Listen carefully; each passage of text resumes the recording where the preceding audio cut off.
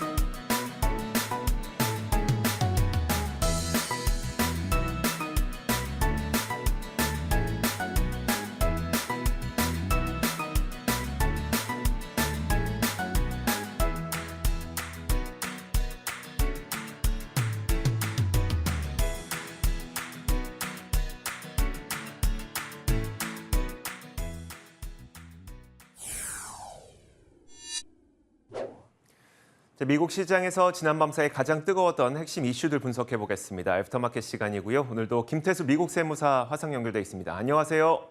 네, 안녕하세요. 자, 과연 오늘은 어떤 내용들이 있었을지 하나씩 키워드를 열어보도록 하겠습니다. 첫 번째 키워드는 바로 이겁니다. 5%로는 부족해라는 키워드인데요. 어떤 내용일까요? 네, 지금 연준에서 FOMC 회의를 통해 가지고 얼마를 올릴 것인가에 대해서 연준 총재들이 굉장히 강경한 발언들을 이어가고 있는 그런 모습입니다.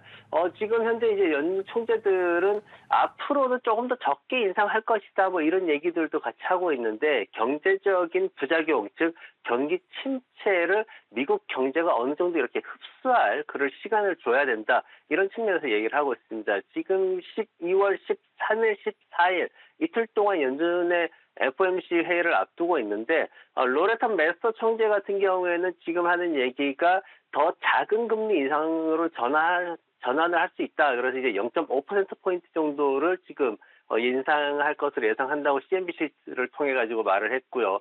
그러면서 연준이 앞으로는 좀 신중한 단계에 접어들 수밖에 없을 것이다라고 조심스럽게 얘기를 했습니다. 그리고 메리 데일리 총재 같은 경우에는 반대적으로 또 얘기를 한 게 12월 달에 75bp 인상을 빼는 것은 시기상조다. 이렇게 또 얘기를 했습니다. 그래서 75bp 올리는 것도 아직 테이블에서 벗어나지 않았다. 이렇게 표현하면서 더 강경한 인상을 할 수도 있다라는 그런 얘기도 했습니다. 이제 세인트루이스의 제임스 블라드 총재 같은 경우에는 정말 강경한 발언을 했는데 이미 6%는 예견돼 있는 상황이고 7%까지도 가야 된다. 이렇게까지 또 얘기를 하고 있어가지고 지난밤에 이제 시장이 상승하긴 했는데 연준 총재들의 어떤 강한 이런 어조들이 시장의 불안감을 좀 확산시키는 모습입니다.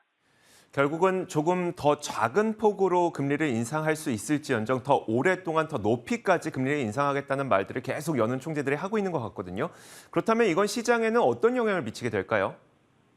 지금 시장에서 이제 예상하고 있는 수준들이 보면은 5%대 정도에서 어느 정도 멈출 것이다 이렇게 얘기를 하는데 그 이상도 지금 배제할 수는 없는 그런 상황입니다. 제가 FOMC 일정하고 금융기관별 예측을 간단하게 표로 만들어 봤는데 2023년도에 이제 회의가 2월, 3월, 5월, 6월, 7월, 9월, 11월, 12월 이렇게 쭉 예정이 되어 있습니다. 언제든지 연준은 멈출 수도 있고 언제든지 올릴 수도 있고 심지어는 낮출 수도 있는 그런 자율적인 재량이 있기 때문에 섣불리 예측할 수는 없고요. 다만 기관들이 지금 보는 거는 골드만삭스가 내년 이제 초에 3월까지 빠르게 올려서 5% 도달할 것이다라고 예측을 하고 있는 그런 상황이고 버클리도 5.25% 다만 이제 예측이 곤란하다라는 입장을 내놨습니다. 그리고 모건 스탠리 같은 경우에는 5에서 5.25% 정도 예상을 하는데 다만 이제 금리 인상의 끝이 좀 다가온다. 빨리 인상해놓고 좀 기다리지 않겠나 이런 측면에서 얘기를 했고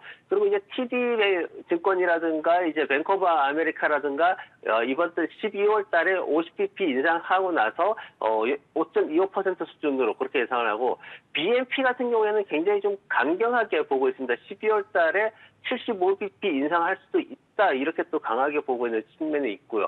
시티 같은 경우에는 내년 말에는 오히려 인하에 나설 수도 있다 이렇게 또 예측을 하고 있습니다. 노무라 증권에서도 노모랄 하지만 예측치 자체를 5.5% 이상 좀 높게 보고 있는 그런 모습입니다.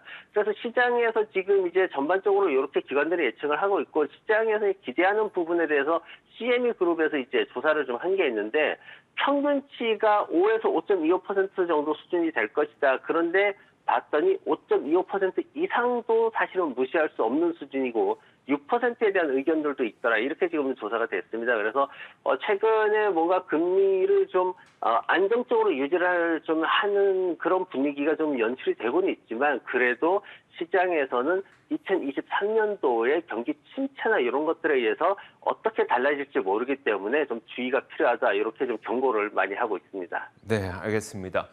자, 어쨌든 시장에서는 이제 5% 넘는 금리 인상까지도 다 배제하지 않고 있다는 점을 좀 염두에 두시면 좋을 것 같고요. 이어서 다음 키워드 보겠습니다. 자, 다음 키워드는 바로 이겁니다. 연말 쇼핑 시즌이라는 키워드인데요. 이날 소매 유통업체들의 쇼핑 실적들이 발표가 됐는데 연말 쇼핑 시즌이 그리 나쁘지는 않을 것 같다는 그런 시사점을 내비쳐줬습니다. 자, 이날 우리 미국판 하이마트로 불리는 베스트 바이 그리고 스포츠 용품을 판매하는 딕스 스포팅 굿즈 이 기업 두 기업을 통해서 연말 쇼핑 시즌에 대한 어떤 신호 그리고 시그널을 좀 감지할 수가 있었는데요. 일단 살펴보면 이렇습니다. 본격적인 쇼핑 시즌을 앞두고 있는 상태죠. 이번 주 금요일부터 블랙 프라이데이가 펼쳐지게 되니까 사실 이걸 앞두고 소매 유통업체들은 여러 가지 고민들이 있었습니다. 일단 재고 문제가 첫 번째일 거고요. 두 번째가 고물가의 연말 소비가 부진하지 않을까라는 우려감들을 좀 앞둔 상태에서 쇼핑 시즌에 본격적으로 진입하게 되는 거죠. 자, 그러다 보니까 월마트와 타겟에서도 고물가 때문에 이미 소비재들의 소비는 줄어들 것 같다. 뭐 식품이라든지 어쩔 수 없이 써야 되는 그런 소비들은 계속 이어지겠지만 이미 소비의 매출은 좀 줄어들 것 같다라는 경고를 이미 실적 발표와 함께 내놓기도 했었습니다. 자, 그런데 이랬던 우려 심리가 다소 개선되고 있는 것으로 보이는데요. 그 이유가 바로 이렇습니다. 일단 베스트바이를 살펴보면요. 연말 동일 매장 매출이 10% 정도 감소할 것으로 전망을 했어요. 이게 그러니까 감소할 거니까 되게 안 좋은 건 맞는데 기존에 전망했던 게 11% 정도 감소를 할 것으로 전망을 했단 말이에요. 하지만 이게 개선되고 있는 측면으로 보시면 될 것 같고요. 딕스 스포팅 굿즈도 마찬가지였습니다. 연말 동일 매장 매출이 1.5에서 3% 정도 감소. 이것도 감소이지만 기존에 예상을 했던 게 약 2에서 6% 정도 감소를 할 것으로 예상을 했었기 때문에 우리가 연초에 그리고 연중에 생각했던 거에 비해서는 연말 쇼핑 시즌이 그거보단 낫겠는데 라면서 시각이 조금씩 개선되고 있는 측면이 있어서 연말 쇼핑 시즌이 그리 나쁠 것 같지는 않다는 게 지금 소매 유통업체들의 실적 발표를 통해서 확인해 볼 수 있는 내용이었습니다. 자, 그러면 이제 블랙 프라이데이를 정말 코앞에 두고 있습니다. 저도 온라인 들어가서 뭐 쇼핑해 볼까 이렇게 찾아보기도 할 만큼 많은 분들이 좀 관심 갖고 있는 것 같은데, 자, 이번 쇼핑 시즌은 어떻게 전망되고 있을까요? 네, 저는 아들 손잡고 딕스 스포츠 가는 거 되게 좋아하는 그런 소비를 했었습니다. 이제 그 말씀하셨듯이 임의 소비재에 대한 문제가 좀 있습니다. 의류 제품 매출이 블랙 프라이데이 전체 매출의 51% 정도를 차지를 하고 있습니다. 그러다 보니까 이 임의 소비재에 대한 문제가 연결되지 않을 수 없는 그런 상황이고 또 가전제품도 24%나 차지를 하고 있습니다. 그러니까 4분의 1만이 지금 보면은 뭐 그 필수 소비나 이런 쪽에 들어가 있고 75%는 임의 소비재에 들어가 있기 때문에 거기에 대한 불안감이 좀 큰 상황이고 온라인 판매나 이런 것들 더 증가할 것으로 예상은 되고 있지만은 전체적인 수준은 많이 다운될 것이다라는 게 지금 전망입니다. 그리고 또 하나 중요한 건 뭐냐면은 내셔널 리테일 페더레이션 이쪽 협회에서 지금 예상한 거는 1억 6천만 명 이상이 소비에 나설 것이다. 이렇게 지금 얘기를 했어요. 작년보다 800만 명이 더 많은데 지금 보면 2017년 이후에 가장 높은 그런 수치가 나올 것이다라고 하는데 억눌려 있던 소비가 다시 살아나는 거 아니냐 하겠지만은 실질적으로는 이게 재고 소진에 따른 저가품을 매수하려는 그런 소비가 많을 것이다라고 예상하고 있습니다. 즉 기업 측면에서는 남는 게 별로 없다라는 거죠. 왜냐하면 지금 상황에서 사람들이 인플레이션 때문에 높아져 있는 신제품들에 대한 어떤 가격 부담감 이런 것들이 좀 크기 때문에 이런 형태의 소비 트렌드가 변화될 것이다라는 것이 주요 핵심이고 그리고 또 하나는 베스트바이 대표가 했던 얘기 중에 뭐가 있었냐면은 매장에서 애플의 그 아이폰 신제품을 찾기가 어려울 것이다. 이게 공급이 굉장히 부족할 것이다. 이런 얘기를 했습니다. 바로 중국에서 이제 코로나 확진자 급증하면서 공장 문을 닫았죠. 그러면서 마이크론 같은 경우에도 공급을 좀 축소시키겠다. 이런 얘기도 해놨고 그러다 보니까 전반적으로 공급에 대한 가전제품 공급에 대한 부진 문제도 이 시장에서 또 이슈가 될 것 같습니다. 그래서 전체적으로는 좀 개선되는 그런 분위기를 최근에 형성을 하긴 하지만 어쨌든 매출 자체가 순이익 자체가 많이 줄어들 것으로 그렇게 전망이 되고 있습니다. 네, 알겠습니다. 자, 올 연말 쇼핑 시즌에 대한 전망까지 들어봤습니다. 이어서 세 번째 키워드 공개하겠습니다. 세 번째 키워드는 바로 이겁니다. 자, 우리도 참 많은 걱정이 되고 있는데요. 중국 제로 코로나 확대입니다. 사망자가 이제 중국에서 2명이가 발생을 했죠. 그러다 보니까 다시 한번 도심 곳곳에서 봉쇄 조치가 내려지고 있는 상태인데 일단 어떤 내용인지 먼저 한번 들어볼까요? 네, 중국의 코로나 문제를 제가 이제 여러 차례 계속 말씀을 드리고 있는데 정말 단순하게 넘어갈 수는 없는 그런 문제입니다. 이 문제가 나오긴 했지만 지난밤에 이제 시장 상승을 했죠. 어쨌든 시장은 제가 차트로 접근하는 게 좋다고 말씀을 드렸는데 어제 같은 경우에도 차트를 보면은 올라가지 않는 게 더 어렵다 이런 얘기도 드렸는데 중국의 코로나를 우리가 계속 좀 주시를 해야 되는 상황입니다. 왜냐하면 일시적인 상황이라면 문제가 크게 없겠지만은 장기적인 상황이 연출된다라면은 정말 심각한 상황으로 갈 수 있기 때문에 그렇습니다. 지금 그 하그리브스 랜스다운의 그 투자 회사에서 나온 얘기는 중국의 어떤 여전히 코로나19 유령이 아직 남아있기 때문에 중국 경제의 공급망 부진이나 이런 것들이 더 혼란을 야기할 수도 있다. 이렇게 지난밤에 발표를 했습니다. 지금 현재 중국의 코로나 확진자 동향을 보면은요, 제가 표를 간단히 가져와 봤는데, 이게 지난 4월 달에 29,520명 나온 게 최고였거든요. 직접 고점이 거기입니다. 근데 지금 21일 기준으로 27,596명 나왔습니다. 정말 바로 코앞까지 쫓아왔는데, 심지어 19일에는 45,000건대가 나왔어요. 이미 넘어서 버렸죠. 그래서 이런 부분들이 있어가지고 굉장히 지금 뭔가 좀 힘든 전체적으로 굉장히 그 중국의 코로나 상황이 어려운 국면으로 갈 수도 있다라는 그런 얘기들을 좀 많이 하고 있습니다. 그래서 지금 중국의 코로나19 사례가 사상 최고치를 향해 가지고 치솟고 있는 그런 상황이기 때문에 관리들이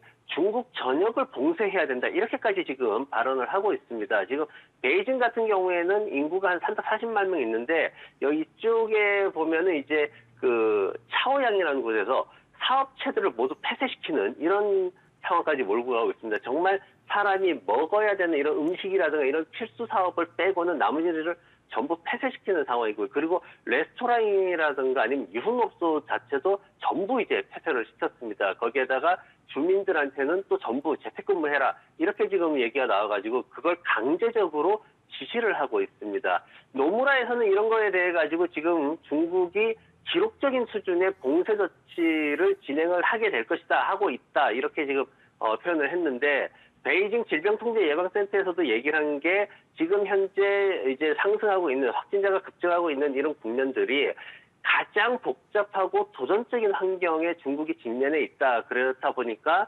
이쪽에서는 제로 코비드 정책을 더 강하게 시행할 수밖에 없다. 이렇게 얘기가 나오고 있습니다. 그래서 중국의 이런 코로나 재확산 문제가 전국적인 봉쇄 조치로 다시 이어지는 이런 상황이 시장에도 압박을 가할 수밖에 없는 그런 어떤 형상이 계속되고 있습니다. 자, 이렇게 된다면 사실 저희도 많은 걱정이 되는 게 중국의 공급망 문제가 또 발생을 할 수가 있고요. 이 공급망 문제는 또 미국의 인플레이션으로 연결될 수 있을 뿐만 아니라 그러니까 중국에서 생산하고 있는 미국산 물품들 이런 것들도 걱정되고 또 중국에서 판매되고 있는 뭐 나이키라든지 에스티리더 이런 것들도 다 걱정되거든요. 불과 한 1, 2주 전까지만 해도 시장 상승할 때 CPI가 주된 원인이긴 했지만 중국이 리오프닝을 할 것이라는 기대감도 상당한 영향을 미쳤던 걸로 기대가 되는데 생각이 되는데 이게 만약에 다시 제로 코로나가 더 강화된다면 시장에도 굉장히 부정적일까요? 그렇죠. 이제 11월 11일 날이죠. 중국 정부에서 코로나19 제한을 일부 완화시키겠다 뭐 이런 얘기를 하면서 시장이 다시 올라가는 상승을 하는데 큰 힘이 됐습니다. 시장에서 그동안 이제 중국이 거의 무관용 원칙이었죠. 제로 코로나에 대해 가지고 그렇게 이제 강경하게 주민들을 억압하는 이런 상황들이 진행이 되면서 공장들이 폐쇄되고 이랬었기 때문에 거기에 대해서 이제 벗어나는 그런 국면을 굉장히 크게 환영을 했던 건데 그러면서 이제 홍콩 항생 지수도 14%나 상승을 하고 전반적으로 강세장에 들어가는 그런 모습을 보였습니다. 그런데 최근에 이제 중국 확진자가 급등을 하면서 새로운 폐쇄 조치가 진행이 되다 보니까 이번 주 들어가지고 시장을 굉장히 억압하는 그런 모습을 보였습니다. 상하이와 이런 중국 관련된 시장들이 한 3% 정도 하락하는 이런 모습을 보였고 지금 중국 지수 같은 경우에는 전체적으로 한 25% 정도 평균적으로 하락해 있는 그런 모습을 보이고 있습니다. 골드만삭스에서 지금 나왔던 얘기가 중국의 어떤 코로나 관리들 그런 측면에 있어가지고 투자자들한테 굉장히 크게 혼란을 일으키고 있다 이렇게 얘기를 하고 있는데 왜냐하면 정서적으로 굉장히 어떤 압박을 가하고 있지만 지금 또 시장 지수는 오늘 지난번보다 봤지만 상승하고 있는 이런 모습 보이고 있거든요. 그러면서 이제 골드만삭스 같은 경우에 이런 상황이 혼란스럽지만 앞으로 봤을 때 길게 봤을 때 2022년도에 3% 정도 GDP 성장률 나올 것이고 2023년도 내년에는 4.5% 정도로 더 가속화될 수 있다. 이렇게 GDP를 예상을 했는데 그랬을 경우에는 제가 이제 표를 하나 가지고 와 봤는데 중국의 GDP 성장률하고 S&P 500 요걸 가져와 봤습니다. 비교표를 가져와 봤는데 2019년부터 최근에 2022년도 3분기까지 이런 흐름을 가지고 와 봤습니다. 이랬을 경우에는 2020년도 4분기와 같은 그런 동반 상승도 우리가 기대를 해볼 수 있는 그런 상황으로 진행이 될 수가 있고 표를 좀 자세히 보시면은 지금 우리가 예측할 수 있는 게 2020년도 4분기에 중국 경제 성장률 상승할 때 미국 주식시장도 상승을 했거든요. 그리고 2021년도 2, 3분기에는 중국 경쟁률 하락할 때, 중국 경제 성장률이 하락할 때 그럼에도 불구하고 미국 주식시장은 상승을 했습니다. 왜냐하면 중국의 어떤 경제 상황에 대해서 이미 많이 좀 익숙해져 있는 그런 상황이었고 다만 이제 최근 들어서는 중국 경제 하락과 미국 주식 시장의 하락이 차트상으로 살짝 동조화되는 모습을 보이고 있지만은 어쨌든 장기적으로 봤을 때는 중국의 코로나 확진자 수가 증가하는 게 중국의 GDP 성장률에 큰 영향을 미치지 않을 정도 수준에서 장기적으로 끝나준다라면은 미국 시장에 큰 영향은 없겠지만은, 하지만은 코로나가 계속 늘어나는, 이 확진자가 늘어나는 이 구간이 지난 4월, 5월처럼 짧게 끝나는 게 아니라 장기화되는 그런 측면으로 진행이 된다면은 어쩔 수 없이 미국 시장도 공급망 부진이라든가, 좀 전에도 말씀드렸지만 애플의 제품이 모자라는, 판매를 하고 싶어서 제품이 모자라는, 그로 인해서 매출이 떨어지고 순이익이 감소하는 이런 상황들이 진행될 수밖에 없기 때문에 미국 시장도 장기적으로는 영향을 받을 수밖에 없는 그런 모습입니다. 알겠습니다. 진짜 중국의 코로나 상황이 정말 좀 많은 걱정이 됩니다. 자, 이런 내용들을 저희가 총 합쳐서 얘기를 해볼 수 있는 게 네 번째 키워드가 될 것 같거든요. 어떤 키워드일지 한번 열어보겠습니다. 자, 키워드만 보면 연말 랠리는 이미 끝인가인데요. 지금 나왔던 얘기처럼 사실 반등하긴 했습니다만 지금 앞에 놓여 있는 너무나도 많은 자갈밭들이 있죠. 그러다 보니까 연말 랠리는 여기서 끝인가라는 궁금증을 갖게 만드는데, 실제로 캐너코드 제뉴이티에서는 지난 밤 사이에 연말 랠리는 이 정도면 거의 다 끝난 거다라는 분석을 내놨습니다. 어떤 분석인지 한번 보여드리도록 할게요. 자, 제너코드에서는 연말 랠리 이미 끝났다라는 리포트를 냈는데요. 사실 CPI 호재로 인해서 시장은 그 CPI 발표된 직후 한 4분기에 한 10% 넘게 올랐습니다. S&P 500 기준으로요. 자, 그런데 역사적으로 보면은 1, 2, 3분기, 연초부터 1, 2, 3분기까지 시장이 하락한 이후에 4분기에 반등하는 모습을 보여줬었는데, 그 당시의 반등폭은 약 8에서 12% 정도였다는 겁니다. 자, 그런데 올해 이미 4분기에 10% 정도 반등을 했기 때문에 그런 반등은 이미 끝난 것 아니냐라는 추정을 할 수가 있는 것이죠. 자, 이 내용을 글이 아니라 실제 표로 한번 보여드리도록 할 텐데요. 과거 굉장히 오랜 기간 동안의 역사의 그 기간의 표를 한번 보여드리겠습니다. 자, 보면요. 1962년 그리고 1974년, 2001년, 2002년, 2008년까지 이렇게 S&P 500 지수가 1, 2, 3분기 동안 20% 이상 크게 하락했던 해를 한번 봤습니다. 자, 그렇게 하락했던 해를 봤더니 4분기에는 반등을 하긴 했는데 2008년 글로벌 금융위기, 그러니까 시스템 리스크로 전이됐던 그때를 제외하고는 대부분 8에서 12% 정도까지 올랐다는 것을 확인할 수가 있습니다. 자, 그런데 올해도 마찬가지로 1, 2, 3분기 동안 거의 20% 넘게 S&P 500 지수가 하락했죠. 그리고 4분기 들어서 CPI 호재, 그리고 중국의 리오프닝 규제 완화, 기대감 이런 것 때문에 약 10% 넘게 반등을 했습니다. 그러면 정말 연말 랠리가 앞으로 더 이어질 수 있을 것이냐, 아니면 이 정도 선에서 끝나게 될 것이냐, 많은 분들이 궁금증을 갖고 계실 것 같아서 김태수 세무사님, 올 네. 연말 시장의 전망은 어떨까요? 네, 시장 전망하기 굉장히 어렵습니다. 지금 기관들도 사실 특별하게 어떤 포인트를 정확히 제시하는 그런 기관들이 거의 나오고 있지 않기 때문에 시장을 연말에 어떤 전망을 한다는 것 자체가 굉장히 어려운데, 제가 이제 차트 지금 한 몇 번 보여드리고 있는데 그 차트를 다시 가져와 봤습니다. 제가 지난번에 다우지수 차트를 기준으로 해가지고 시장을 예측할 때 어느 선까지 상승할 수 있다라는 설명을 드렸습니다. 그때 우리가 예측했던 게 34,360포인트, 이 정도까지 기술적으로 추가 상승 여력이 있다라는 말씀을 드렸습니다. 이 부분에 대해서는 여전히 그대로 유지를 하시면 되고, 시장의 어떤 그 흐름을 우리가 분석을 할 때 추세가 바뀌지 않는 상황에서는 기존에 그랬던 선들이 계속해서 연장된다라는 측면에서 봐주시면 됩니다. 차트를 보실 때 굉장히 중요한 개념이고요.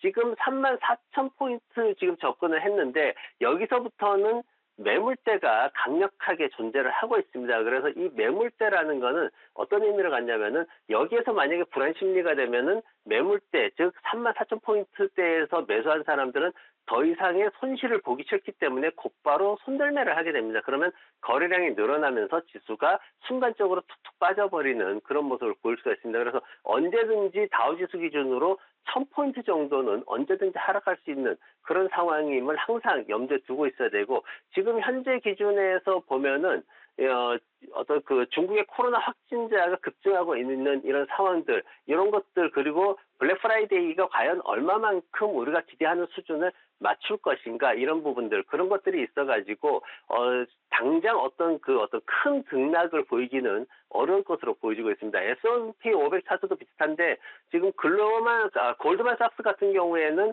현재 수준보다도 조금 낮게 지금 연말 목표치를 잡고 있습니다. 3,950포인트 정도에다가 연말 목표치를 지금 가지고 있는데 한 100포인트 정도는 아래 위로 움직일 수 있는 그런 여력이 있다라고 얘기를 하고 있습니다. 중국의 코로나가 급증하고 있는 이런 상황들, 봉쇄 조치가 얼마만큼 생산과 공급에 영향을 미칠 것인가, 여기에 대해서 좀 불안감이 있기 때문에 높이 잡지 않은 그런 상황이고요. 그리고 데일리 포렉스 같은 이제 차트를 분석하는 그런 회사들도 있습니다. 이쪽에서는 3,900포인트까지 좀 줄어들 것으로, 떨어질 것으로, 지금 100포인트 정도 하락할 것으로 기대를 하고 있는데, 왜냐면은 지금 블랙 프라이데이 주간이라고 할지라도 유동성이 너무 떨어져 있다. 거래량이 굉장히 안 올라오고 있는 모습 볼 수가 있습니다. 그래서 이런 유동성이 급격하게 떨어진 거는 투자 심리가 냉각되는 걸 반영한다라고 해가지고 기술적으로 3,900포인트까지도 내다보고 있고요.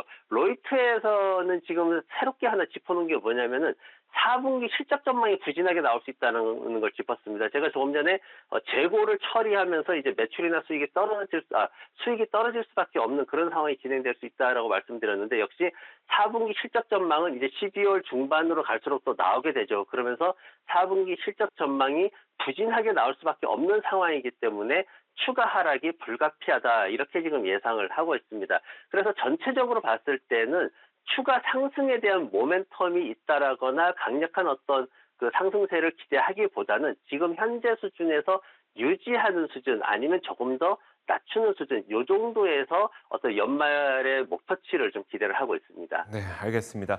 사실 골드만삭스에서는 내년 연말 목표치를 4,000선으로 잡았는데 오늘 보니까 S&P 500이 4,000을 회복한 채 마감됐습니다. 그러니까 더 이상 내년에 오를 걸 기대하지 말라는 의견까지 나오고 있다 보니까 앞으로 추가 상승을 기대하기보다는 월가에서는 좀 조정이라든지 좀 하락을 좀 염두하고 있는 것 같습니다. 자, 이렇게 지난 밤 사이에 뜨거웠던 핵심 이슈들 살펴봤습니다. 애프터마켓 시간이었고요. 김태수 미국 세무사와 함께했습니다. 고맙습니다. 네, 고맙습니다.